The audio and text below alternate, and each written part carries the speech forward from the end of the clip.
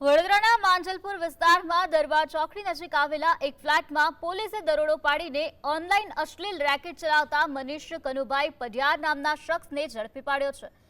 માંજલપુર પોલીસના સર્વેલન્સ સ્ટાફે બાતમીના આધારે કાર્યવાહી કરી ખુલાસો કર્યો હતો કે આરોપી બહારથી યુવતીઓને બોલાવી સ્ટ્રીપ ચેટ એપ મારફતે ન્યૂડ વિડીયો કોલિંગ કરાવીને કમિશન મેળવતો હતો।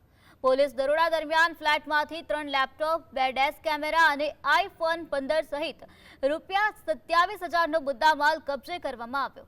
આ મામલે આરોપી સામે BNS, immoral traffic prevention act અને આઈટી એક્ટ હેઠળ ગુનો નોંધીને વધુ તપાસ હાથ ધરવામાં આવી છે।